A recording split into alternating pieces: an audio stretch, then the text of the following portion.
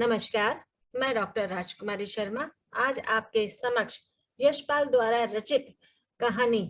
करवा का व्रत लेकर उपस्थित हुई हूँ। लेखक ने कहानी में करवा का महत्व यानी कि करवा चौथ का महत्व दिखाया गया है कि किस तरह से इस व्रत के द्वारा लोगों के मन में कितनी निष्ठा, एकाग्रता और रीति रिवाजों के प्रति समर्पित भाव का जो स्वरूप है वो दिखाया गया है। कहानी में मुख्य पात्र के रूप में हम देखते हैं कन्हैया लाल यानी कि नायक के रूप में और नायिका लाजवंती यानी कि लाजो और मुख्य मित्र के रूप में हेमराज। गौण पात्र में देखते हैं कि मित्र आते हैं अन्य रूप से, रिश्तेदार और भाई। कहानी का संक्षिप्त में विवरण देते हुए मैं इसमें जो मुख्य यहाँ पर समस्याएं कह लीजिए, विषमता कह लीजिए, विसंगति है और किस तरह से वैवाहिक जो संबंध है वे किस तरह से जब उच्छृंखल हो उठते हैं तो किस तरह से रिश्तों में दरार, रिक्तता का जो भाव है वो उत्पन्न होते हुए दिखाई देता है। क्यों हम भारतीय संस्कृति की बात कर रहे हैं तो यहाँ पर उस रूप में विच्छेद की जो समस्या है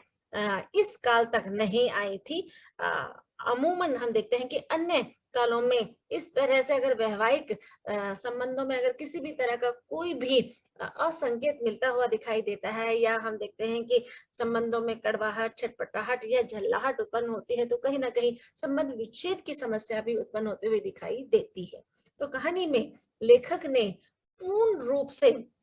भारतीय संस्कृति की झलक देते हुए नारी की मनोव्यथा को यहाँ पर प्रस्तुत करने का प्रयास किया है और इसका समाधान भी वह अंत में करते हुए दिखाई देते हैं। यशपाल लेखक की एक प्रमुख प्रवृत्ति है कि वह अगर समस्या का रूप स्वरूप एक तरह से दृष्टि को कौन का रूप रखते हैं या दृष्टि दिखाते हैं तो साथ ही साथ समस्या का समाधान भी वहां पर अंत में करते हुए दिखाई देते हैं, जो कि कहानी का जो रूप है वह सुखांत रूप में वहां पर एक तरह से विवृत होता हुआ दिखाई दे। कहानी का संक्षिप्त में विवरण इस प्रकार से है। कन्हैया लाल अपने मित्रों से उनका विवाह काफी वर्ष बाद हुआ था। विवाह के समय अनुभवी मित्र पत्नी को किस तरह से वश में रखा जाता है ऐसे अनेक उपायों की वहां पर चर्चा की जाती है, पर मुख्य रूप से जो मित्र हेमराज है वह अपने अनुभवों को कन्हैया लाल से साझा करते हुए उसे अनेक प्रकार से समझाते हुए या उदाहरण देते हुए प्रस्तुत करता हुआ दिखाई देता है कि पत्नी को खुश भी रखना है और काबू में भी रखना है। इसके लिए वह अनेक उदाहरण वहां पर देता है और कहता है कि किस तरह से औरत और बिल्ली को अगर काबू में रखा जाए तो वह साथ एक तरह से निभाती हुई दिखाई देती है, यानी कि अपनी मर्जी का वह कुछ नहीं करती, हमारी मर्जी के अनुरूप अपना जीवन यापन करती हुई दिखाई देती है अगर शादी के बाद अगर पत्नी को वश में रखा जाए। लेकिन अपने मालिक का वह एक उदाहरण भी वहां पर साझा करते हुए दिखाई देता है कि किस तरह से उसने मालिक का और उनकी पत्नी का जो संवाद है वह प्रस्तुत करते हुए वहां पर दिखाया है और कहा है औरत को ज्यादा पैसा रुपया नहीं देना चाहिए, मर्द को अपने हाथ में ही घर की बागडोर और रुपया पैसा रखना चाहिए जिससे कि स्त्री काबू में रहे। शादी के पहले ही दिन अपना जैसा व्यवहार आप अपने रिश्तेदारों यानी कि अपने ससुराल में रखोगे वैसा ही आपका जो रवैया है, व्यवहार है, वह तह जिंदगी काम करता हुआ दिखाई देता है, यानी कि सब पर एक जैसा प्रभाव पड़ता हुआ दिखाई देता है। कन्हैया लाल ने हेमराज की जो सीख है वह बहुत ही पुरजोर रूप से अपने ऊपर लागू करने का वह प्रयास करते हुए दिखाई देता है। उसने हेमराज ने उसे ये भी बताया अगर स्त्री पढ़ी लिखी है तो उसको भी किस तरह से अपनी बातों में अपने वश में काबू रखा जा सकता है, इसके लिए वह सचेत भी रहे, ये भी एक वह आग्रह वहां पर प्रकट करते हुए दिखाई देता है। कन्हैया लाल अपनी पत्नी लाजो को पहले दिन से ही अपने वश में रखने के लिए लाख जतन करते हैं, क्योंकि मित्र की जो सलाह है वो वहां पर कार्यरत करती हुई दिखाई देती है। यानी कि जब व्यक्ति अपनी बुद्धि से कार्य नहीं करता हुआ दिखाई देता है, औरों के कहे पर अपने संवादों को, अपने निर्णयों को जब व्यक्त करता हुआ दिखाई देता है, तो कहीं ना कहीं हम देखते हैं कि जो दाम्पत्य जीवन है उसमें अनेक प्रकार के समस्याएं, अनेक प्रकार की विसंगतियां, अनेक प्रकार की जो अवसाद है वह उत्पन्न होते हुए दिखाई देते हैं। शादी के बाद दिल्ली आने पर पति का रवैया कुछ लाजो को अच्छा नहीं लगा। मन में जितनी भी उमंगे और उत्साह थी वे सारी स्वाहा होती हुई दिखाई दी, क्योंकि हम देखते हैं कि शादी के बाद स्त्री की अनेक प्रकार से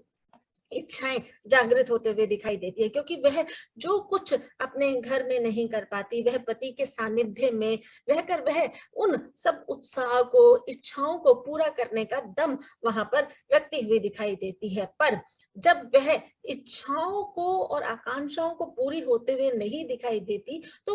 उसका मन अवसाद से भर जाता है, और कहीं ना कहीं अपने संत्रास, अपने द्वंद्व को वह साझा अपने ही भीतर करती हुई दिखाई देती है। अपने मायके में माता पिता भाई के रहते हुए कोई शौक पूरे नहीं कर सकता, और बाद में पति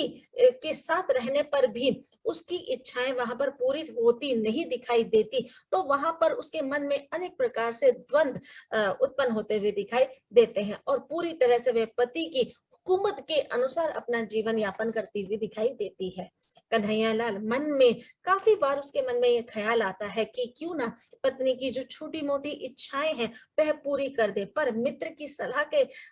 आवेश में आकर वह उन्हें पूरे नहीं होने देता, और ज्यादा उच्छृंखल होता चला जाता है, जिसके कारण वह अनेक त्रासदियों से गुजरती हुई दिखाई देती है लाजो। हद तो तब हो जाती है जब शुरुआत में एक आधी बार उसका हाथ यानी कन्हैया लाल का हाथ लाजवंती पर उठ जाता है, और इस उठने के क्रम में जब वह देखता है कि किसी भी प्रकार से कोई भी रोष उत्पन्न नहीं हो रहा है, कोई भी किसी तरह की बात नहीं की जा रही, तो वह अधिकार पूर्वक अपनी स्त्री को, अपनी पत्नी को, लाजो को बार बार यही क्रिया करने की प्रतिक्रिया में वह दिखाई देता है। दिन रात की पीड़ा लाजो के लिए अब असहनीय होती चली जा रही है। पहले तो केवल मौखिक रूप से ही उसे अपशब्द कहे जाते थे, पर अब वह शारीरिक और मानसिक दोनों रूप से शोषित होती हुई नजर आती है। कई बार उसके मन में यह ख्याल आता है कि मैं मर जाऊं, पर कहीं ना कहीं उसके मन में फिर एक भावना जागृत होती हुई दिखाई देती है कि अगर मैं मर गई तो ये दूसरा विवाह कर लेगा, और दूसरा विवाह कर लेगा तो ये सुखी हो जाएगा, और फिर जब पुनः जन्म होगा तब कहीं ना कहीं हम दोनों सौत के रूप में वहां पर मिलती हुई दिखाई देंगी। तो उसके मन में ये जो खटास है, ये जो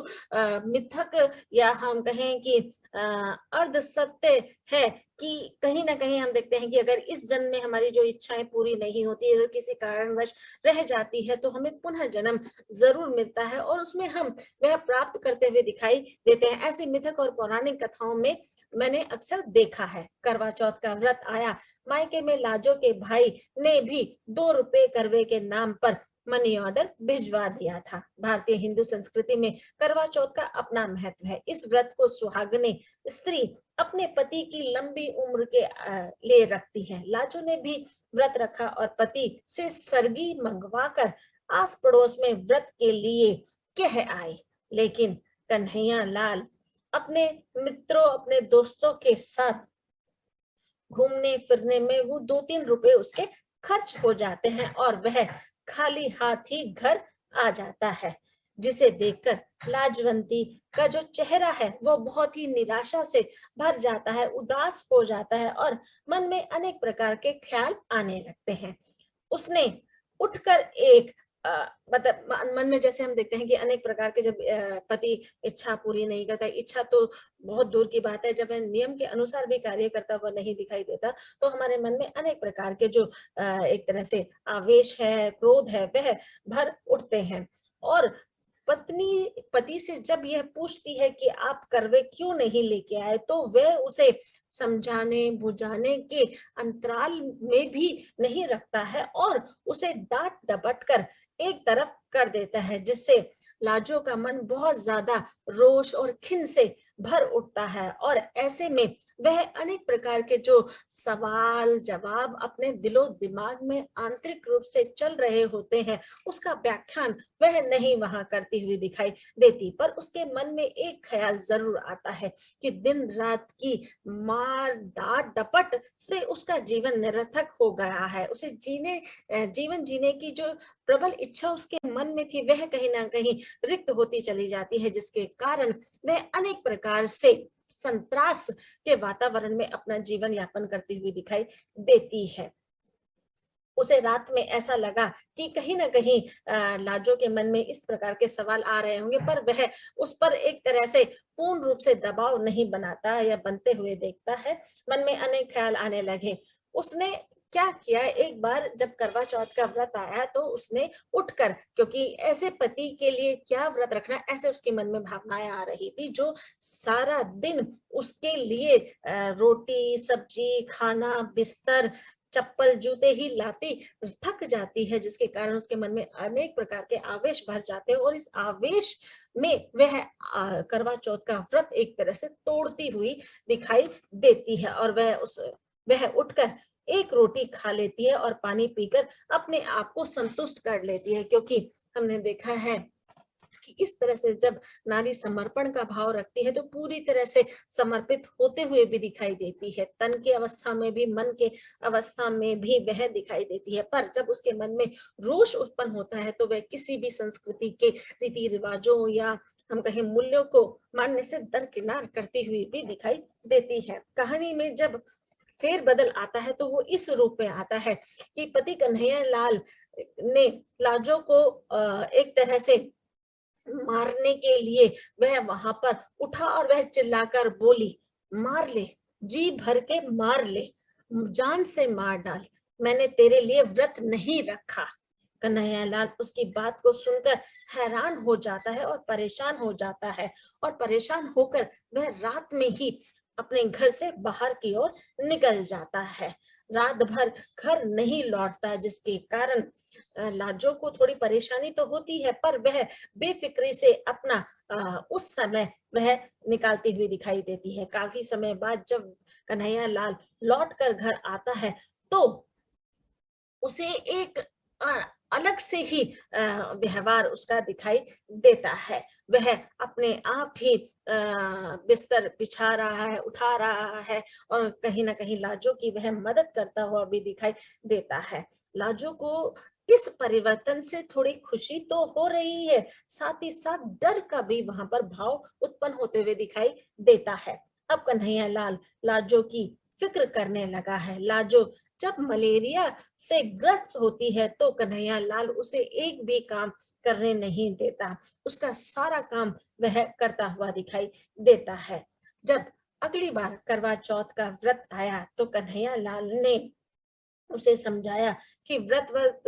रखने से कुछ नहीं होता, मैं तुम्हारे प्रति समर्पित हूँ, तुम मेरे प्रति समर्पित हो, ये रीति रिवाज करने की आवश्यकता नहीं है। पर वह बाजार जाकर फेनी भी ले आता है। कहीं ना कहीं उसके मन में आता है कि मेरी पत्नी व्रत रखे और मेरी लंबी आयु के लिए वह एक तरह से उपवास निष्ठापूर्ण वहां पर करे। पर कहीं ना कहीं हम देखते हैं कि जब मूल्यों में परिवर्तन आता है तो उसमें रोष और आक्रोश उत्पन्न होना एक क्रिया प्रतिक्रिया की तरह है। पर जब नारी को जब अलग हम अत्यधिक रूप से शोषित करते हुए दिखाई देते हैं, तब जाकर वह असहनीय रूप से गुजरती हुई दिखाई देती है और कठोर निर्णय लेकर इस तरह का आक्रांत रूप भी धारण करती हुई दिखाई देती है। क्योंकि हमारा समाज पुरुषात्मक समाज है और उसमें हम देखते हैं कि पुरुष के द्वारा ही हर निर्णय हर रूप को वहां पर एक तरह से सहमति मिलते हुए दिखाई देती है। पर जब वह सहमति दोनों रूप से दिखाई देती है तब वैवाहिक जीवन का जो विकास है वह तीव्र गति से होते हुए दिखाई देता है। तो कन्हैया लाल उसे व्रत रखने के लिए मना तो करता है, पर मन में कहीं ना कहीं उसके मन में ये भाव होता है कि ये मेरे लिए व्रत रखे और वह उसके लिए सरगी के रूप में फेनी भी लाता हुआ दिखाई देता है। और वह जब लाजो करवा चौथ के दिन उसके लिए खाना परोसती है और जब वह उससे पूछता है कि तुम्हारा खाना कहाँ है, तब वह कहती है कि आज करवा चौथ का व्रत है और मैं व्रत रखूंगी आपके लिए। तो उसके मन में भी ये भाव आता है और वो कहता है कि तुम ही को थोड़े ही मुझे सातों जन्म मतलब मिलना चाहिए, मैं भी तुम्हारे लिए व्रत रखूंगा, तुम भी मुझे सातों जन्म के रूप में मुझे ऐसी ही पत्नी चाहिए। इस रूप में कहानी का अंत यशपाल जी करते हुए दिखाई देते हैं। पर इस पूरी कहानी में हम देखते हैं कि किस तरह से भारतीय संस्कृति में जो हम परंपराओं और मान्यताओं का जो महत्व है वह हमारे जीवन से मरण तक की अवस्था में चलता हुआ दिखाई देता है। हाँ, उसमें कुछ समय अनुसार फेरबदल होते हुए दिखाई देते हैं, पर अगर हम इस रीति रिवाजों परंपराओं को अपनी संस्कृति के अनुसार पारित करते हुए दिखाई देते हैं, निभाते हुए दिखाई देते हैं, तो वे जीवन में कितने सुखदायक रूप में होते हैं। मूल्यों के प्रति हम देखते हैं कि मूल्य भी समय समय पर बदलते हुए दिखाई देते हैं, पर इनमें निष्ठा और समर्पण और प्रेम का जो शाश्वत मूल्य के रूप में भाव दिखाया गया है वह अनोखा है। नारी का शोषित रूप इसमें दिखाया गया है, किस तरह से नारी जब शोषित होती है, यानी कि जब तक वह शोषण की प्रक्रिया को सहन करने के लिए वहां पर एक तरह से उत्तर के रूप में प्रस्तुत होती हुई दिखाई देती है, तब तक सामने वाला उसका हनन करते हुए दिखाई देता है। पर जब वह पूरी पुरजोर रूप से वह उस शोषण के विरुद्ध में अपनी आवाज उठाती है, तो कहीं ना कहीं पुरुष भी उसकी कर्कश आवाज से सहमा हुआ दिखाई देता है। तो यहाँ पर लेखक ने वैवाहिक जीवन में दोनों की समर्पण, निष्ठा या हम कहें कि भावना के रूप में जो इंद्रियां काम करती हुई दिखाई देती है, दोनों में समान रूप से वहां पर व्यक्त होती हुई दिखाई देती है। धन्यवाद।